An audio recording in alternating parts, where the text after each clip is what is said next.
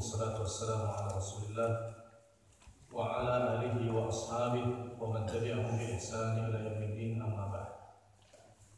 Para hadirin yang dimuliakan oleh Allah Subhanahu wa taala, siang hari ini insyaallah kita akan belajar bersama melanjutkan ta'liq ala kitab Umdatul Ahkam yang disusun oleh Al-Hafidz Abdul Ghani Al-Maqdisi rahimahullah ta'ala rahmatan wasi'ah.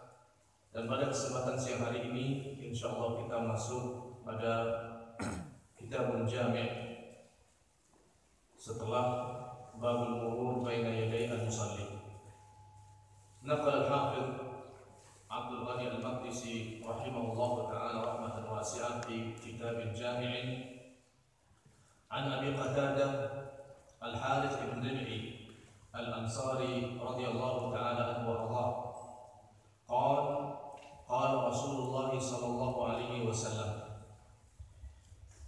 idza dakhala ahadukum al-masjid fala yajlis hatta yusalli rak'atain. Dari Abu Qatadah Al-Harith ibn Rib'i Al-Ansari radhiyallahu anhu, beliau mengatakan Nabi sallallahu alaihi wasallam bersabda, "Idza dakhala ahadukumul masjid." Apabila salah seorang di antara kalian masuk ke dalam masjid. Dan kalimat ini untuk menunjukkan semua waktu, siapa saja, baik itu laki-laki, baik itu perempuan yang masuk ke dalam masjid, baik itu pagi, baik itu siang, baik itu malam, tidak ada batasannya, karena memang salat yang disyariatkan ini dzatus sabab, memiliki sebab disyariatkannya, yaitu masuk ke dalam masjid.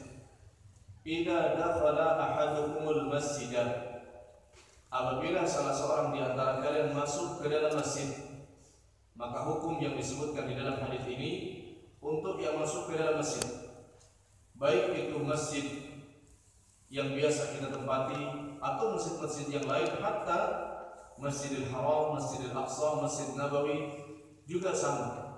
Selama tempat itu disebutkan masjid, maka disyariatkan untuk mengamalkan salat yang disebutkan di dalam hadis ini.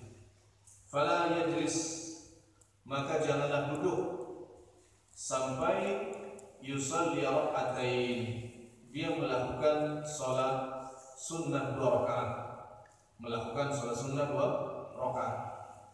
Dan 2 rakaat salat ini yang sering disebut dengan salat tahiyatul masjid.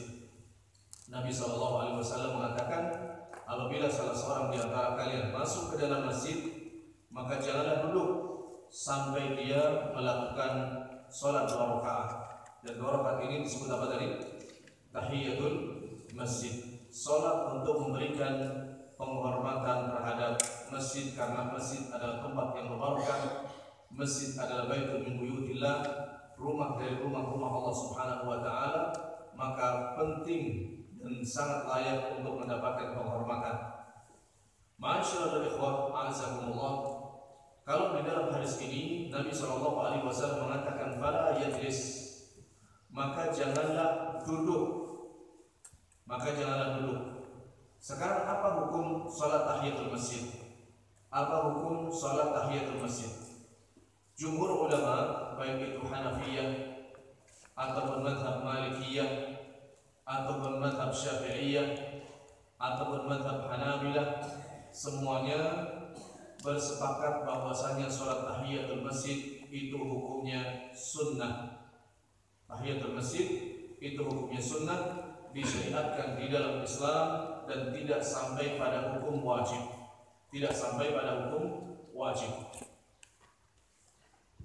Ini menurut jumhur ulama. Berbeda dengan mazhab Zahiriyah. Mazhab Zahiriyah ala rasihim Dawud al-Zahiri, di mana mazhab ini yang sering dikenal tokoh-tokohnya adalah Abu Dawud al-Zahiri. Demikian juga Ibnu Hazm al-Zahiri. Mazhab Zahiriyah ini mengatakan salat tahiyatul masjid hukumnya wajib. Kenapa? Karena Nabi SAW mengatakan, "Fala yajlis." Janganlah kamu duduk. Janganlah kamu duduk hatta yusalliya rak'atain. Sampai dia sholat 2 rakaat. Sampai dia sholat 2 rakaat. Pendapat Zahiriyah atau mazhab Zahiriyah ini mengatakan hukumnya wajib. Maka orang yang masuk ke dalam masjid kemudian tidak sholat, tidak boleh duduk. Dan ini kita bisa dapati pada sebagian ormas di Indonesia ini, ada ormas yang sama menganut Zahiriyah dalam bab ini. Dalam bab ini, kalau tidak mau sholat tahiyatul masjid, dia berdiri sampai kemudian dikumandangkan iqamah. Dan yang sahih adalah ma'alihul jumhur, sebagaimana yang dianut oleh jumhur ulama, bahwa yang benar tahiyatul masjid hukumnya sunnah. Tahiyatul masjid hukumnya sunnah. Kalau tadi dinyatakan bahwa sholat tahiyatul masjid ini disyariatkan kapan saja, sehingga sholat tahiyatul masjid disyariatkan walaupun di waktu-waktu terlarang. Di waktu-waktu terlarang. Kapan waktu-waktu terlarang? Waktu terlarang yang pertama min salatil fajri ila tulu'is syams. Setelah sholat fajar, sholat subuh sampai dengan terbitnya matahari. Kemudian inda zawal atau qabla zawal, inda makan syamsu ala ras, ketika matahari tepat di atas kepala, sehingga tidak ada bayangan yang sebelum tergelincirnya matahari. Ini waktu yang dilarang untuk melakukan sholat sunnah mutlaqah. Perlu perhatikan bahwa sholat sunnah itu ada 2, bahkan ada 3. Ada sholat sunnah rawatib, ada sholat sunnah yang dawatil asbab, disyariatkan karena ada sebab, dan ada sholat sunnah yang mutlaqah, yang mutlak tidak ada sebab tapi disunnahkan. Waktu-waktu yang terlarang ini dilarang untuk melakukan sholat sunnah yang mutlaqah, yang tidak ada sebabnya, dan juga bukan rawatib. Itu termasuk dalam sholat sunnah mutlaqah. Di waktu-waktu yang terlarang tidak boleh kita melakukan sholat sunnah mutlaqah. Dan itu ada 3 waktu. Yang pertama tadi, dari selesai sholat subuh sampai dengan terbit matahari, itu tidak boleh sholat sunnah mutlaqah. Demikian juga ketika tepat matahari di atas kepala kita, tidak boleh kita melakukan sholat sunnah sampai matahari tergelincir. Sampai tergelincir masuk waktu zuhur baru dibolehkan. Dan yang ketiga, setelah melaksanakan sholat asar sampai dengan tenggelamnya matahari, ini tidak diperbolehkan untuk melaksanakan sholat sunnah yang mutlak. Adapun sholat sunnah yang dawatil asbab, yang memiliki sebab disyariatkannya sholat tersebut, maka ini tidak dilarang. Seperti apa? Seperti misalnya sholat tahiyatul masjid ini. Kenapa kita sholat tahiyatul masjid? Karena kita masuk masjid, ada sebabnya. Atau sholat rakaat wudu, 2 rakaat setelah wudu, ini juga ada sebabnya. Apa sebabnya?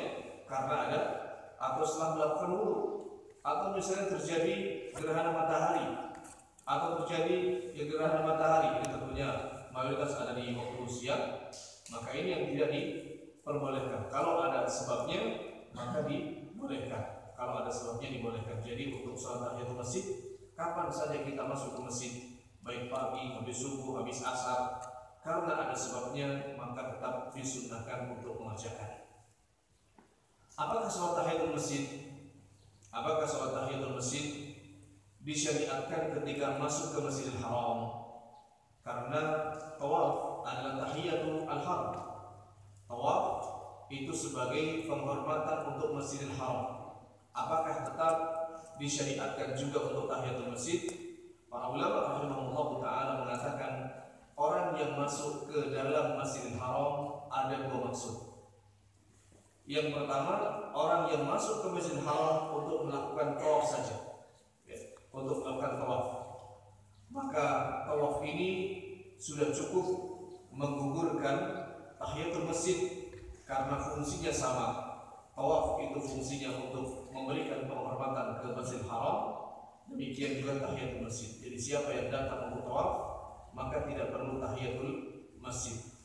Yang kedua, orang yang masuk ke Masjidil Haram tapi untuk tujuan yang lain, misalnya untuk menunggu sholat fardu, atau untuk membaca Al-Quran, atau misalnya untuk mengikuti kajian dan lain-lain sebagainya, yang tidak melakukan tawaf, maka di sini tetap disunnahkan untuk melaksanakan sholat tahiyatul masjid, karena Nabi SAW menyampaikan, idza dakhala ahadukumul masjid, apabila salah seorang di antara kalian masuk ke masjid, dan Masjidil Haram juga sama, sebutannya adalah masjid, maka semua tempat yang memang disebut dengan masjid karena sudah diketahui oleh masyarakat digunakan untuk melaksanakan sholat fardu berjamaah, maka itulah masjid.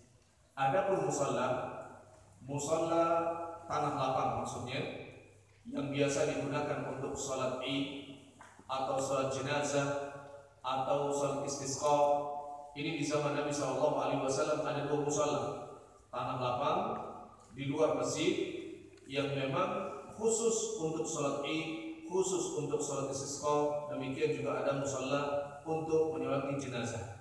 Musalla ini ya'khudhu ba'd ahkamil masjid wa laysa masjid.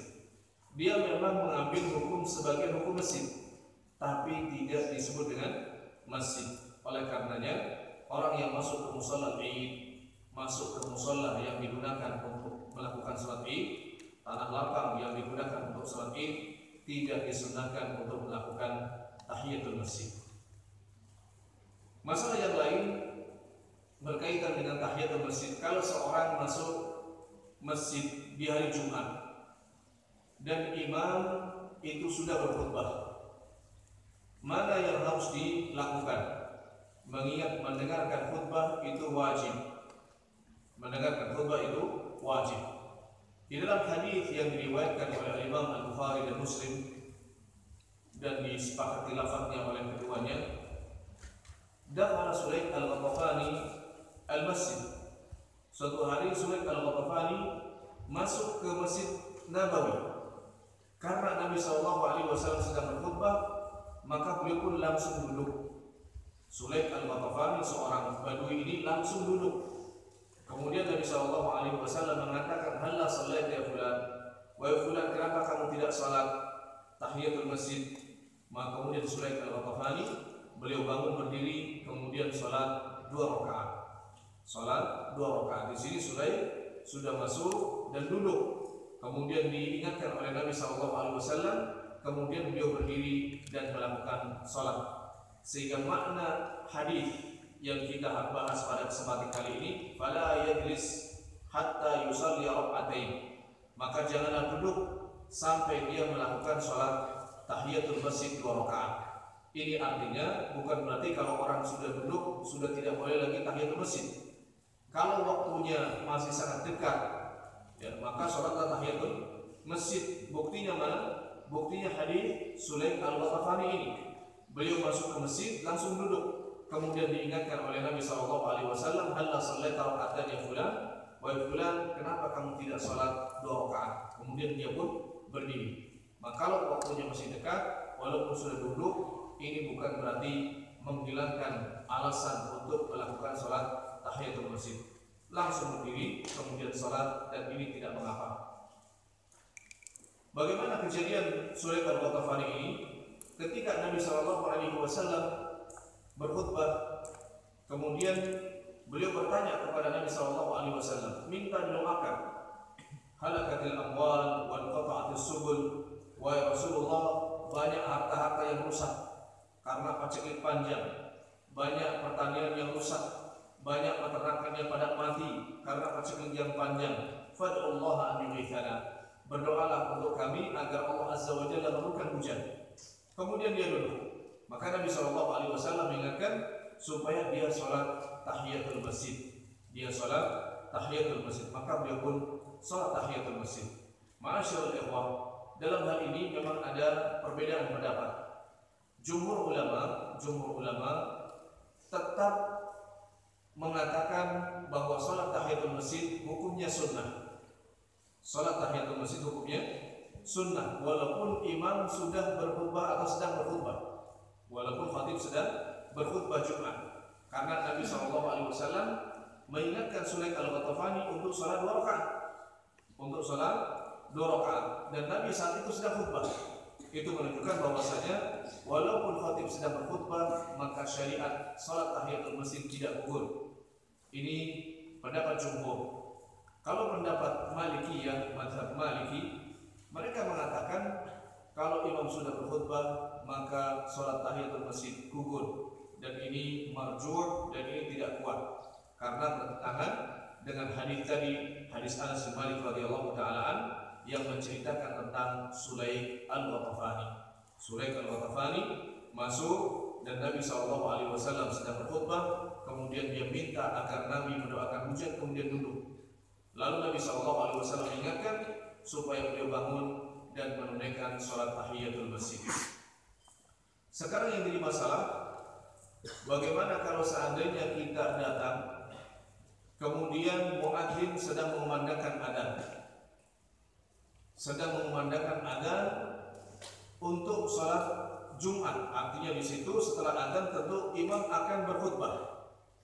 Sebagian orang begitu masuk menunggu menjawab adzannya sampai selesai, baru kemudian mendengarkan khutbah, baru kemudian sholat, baru mendengarkan khutbah. Dan ini Allah Ta'ala alam, para ulama mengingatkan yang lebih afdal tidak demikian. Kalau kita masuk ke masjid, kemudian adzan Jumat sedang dikumandangkan, maka baiknya kita sholat tahiyatul masjid. Kita sholat tahiyatul masjid. Supaya apa? Supaya ketika selesai sholat langsung mendengarkan. Karena hukum mendengarkan khutbah fas'au ila dzikrillah ini hukumnya wajib. Mendengarkan khutbah hukumnya wajib. Oleh karenanya yang wajib harus lebih didahulukan daripada yang sunnah. Yang wajib harus didahulukan daripada yang sunnah, sehingga yang dilakukan oleh sebagian orang begitu datang ke masjid dan muadzin sedang memandangkan adzan, lalu si makmum ini berdiri menunggu sampai adzannya selesai. Ketika selesai baru kemudian sholat tahiyatul masjid. Ini Allah Ta'ala alam tidak benar. Yang baik itu begitu masuk masjid, kalau memang muadzin sudah memandangkan adzan, maka bersegera tahiyatul masjid. Kemudian begitu selesai imam berkhutbah, dia akan bisa mendengarkan khutbahnya imam dengan baik dari awal sampai dengan akhirnya. Allah Ta'ala alam. Dari hadis ini faedah yang bisa kita ambil, annal masjid afdal biqa'il ard, bahwasanya masjid adalah tempat yang paling afdal, paling berbarakah di mata Allah Subhanahu wa taala. Bahkan Nabi SAW beliau mengatakan ahabbul biqa'i ila Allah masajiduha. Tempat-tempat yang paling dicintai oleh Allah Subhanahu wa taala adalah masjid-masjidnya. Masjid-masjid adalah tempat yang paling dicintai oleh Allah, paling berkah, itu masjid. Maka ada perlakuan khusus, ada sikap yang khusus. Tidak boleh kita kemudian menyamakan masjid seperti tempat-tempat yang lainnya. Masjid disunahkan untuk dijaga kebersihannya, wanginya, ya, tidak boleh sembarangan. Bahkan Nabi SAW sangat marah ketika ada seorang yang mengusap ingusnya di dinding masjid. Mengusap ingusnya di dinding masjid. Kalau ingus saja Nabi SAW sampai marah, apalagi misalnya membuang sampah, mengotori masjid. Maka ini yang perlu kita perhatikan, bahwa masjid itu adalah hormat, memiliki kehormatan yang harus kita hormati. Ini yang pertama. Jadi masjid adalah tempat yang paling dicintai dan paling berbarakah di mata Allah Subhanahu wa taala. Kemudian Nabi SAW mengatakan, "Idza dakhala ahadukum al-masjid fala yajlis." Masyru'iyatu salati tahiyatul masjid. Disyariatkan untuk melaksanakan salat tahiyatul masjid bagi siapa saja yang masuk ke dalam masjid. Bagi siapa saja yang masuk ke dalam masjid. Bagaimana dengan orang yang misalnya sebagai office boy yang tugasnya membersihkan masjid, kan dia masuk keluar. Apakah setiap kali masuk harus sholat tahiyatul masjid? Para ulama rahimahullah taala mengatakan kecuali orang yang memang masuk masjid dan bolak-balik banyak karena urusan pekerjaan, maka tidak perlu mengulang-ulang salat tahiyatul masjid, cukup sekali di awal sebelum dia mulai mengerjakan, atau ketika sudah lama dan dia masuk lagi baru disunahkan untuk melakukan salat tahiyatul masjid. Fala yajlis hatta yusalli rak'atain, maka janganlah duduk sampai dia salat 2 rakaat. Maka faedah yang bisa kita ambil, annal julus al-yasir la yamna'u salata tahiyatul masjid, bahwasanya duduk ringan sebelum tahiyatul masjid ini tidak menghalangi untuk salat tahiyatul masjid, sebagaimana yang dilakukan oleh Sulaim al-Ghatafani radhiyallahu taala anhu wa arda. Dan ada turfah dalam masalah tahiyatul masjid ini. Ibnu Hazm tadi kami katakan beliau termasuk imam di mazhab apa? Ibnu Hazm tadi termasuk imam tokoh di mazhab apa? Dzahiriyah. Di mazhab Dzahiriyah beliau imam. Bagaimana cerita beliau menjadi seorang imam? Di umur beliau 27 tahun. Waktu itu beliau masih biasa. Beliau biasa, bukan ulama, bukan talib ilmu. Suatu saat beliau masuk di sore hari setelah sholat asar. Begitu dia masuk, kemudian dia langsung duduk. Kebetulan di masjid masih ada orang. Kemudian orang ini menegur Ibnu Hazm, kamu baru masuk masjid langsung duduk, sholat 2 rakaat. Nabi SAW mengatakan bahwasanya idza dakhala ahadukum masjid fala yajlis hatta yusalliya rak'atain. Jika salah seorang di antara kalian masuk masjid, maka jangan duduk sampai dia melakukan sholat 2 rakaat tahiyatul masjid. Maka beliau pun tahiyatul masjid. Keesokan harinya beliau tidak disengaja lagi masuk ke masjid di waktu yang hampir sama, sore hari setelah sholat asar. Karena kemarin sudah dapat ilmu kalau masuk masjid sholat 2 rakaat, maka kali ini beliau masuk sholat 2 rakaat. Sholat apa? Tahiyatul masjid. Kebetulan di masjid ada orang, tapi bukan orang yang kemarin. Ini beda lagi. Orang yang kedua ini mengatakan, wahai Ibnu Hazm, la salata ba'dal asri hatta ta'ud. Nabi SAW bersabda, tidak ada sholat sunnah setelah sholat asar sampai tenggelamnya matahari. Maka Ibnu Hazm bingung, kemarin disuruh sholat, sekarang nggak boleh sholat. Dari situ beliau berazam, kalau bodoh terus, tidak paham agama, akan selalu bingung. Urusan apa saja bingung, hukum apa saja bingung. Maka dari umur 27 itu beliau berijtihad untuk talabul ilmi, belajar sampai beliau menjadi imam. Jadi kisah menjadi imamnya Ibnu Hazm itu sangat erat kaitannya dengan syariat salat tahiyatul masjid. Jadi dari umur 27 belajar kapan saja, tidak hanya waktu umur masih muda kecil. Kapan dia tahu bahwa ilmu ini sangat bermanfaat, maka keluarkan biaya, kerahkan tenaga untuk kemudian berjuang keras menuntut ilmu sampai beliau menjadi imam dalam mazhab. Dan itu bukan hal yang mudah. Dan kisah yang seperti ini banyak, termasuk misalnya Abdullah bin Umar, termasuk Fudail bin Iyad. Fudail bin Iyad itu pun menjadi imam, menjadi ulama ya setelah beliau mulai tua, baru sadar bahwa hidayah itu mahal, baru kemudian beliau belajar. Dan banyak ulama yang memulai belajarnya ada 40 tahun, 50 tahun baru dapat hidayah. Dan alhamdulillah kita diberi kemudahan oleh Allah Azza wa Jalla untuk belajar ilmu din di pondok ini. Maka antum sangat tepat sekali untuk berjuang keras talabul ilm, berjihad dalam menuntut ilmu ini sehingga bisa mendapatkan ilmu din dengan sebaik-baiknya. Ini saja. Wassalamualaikum warahmatullahi wabarakatuh.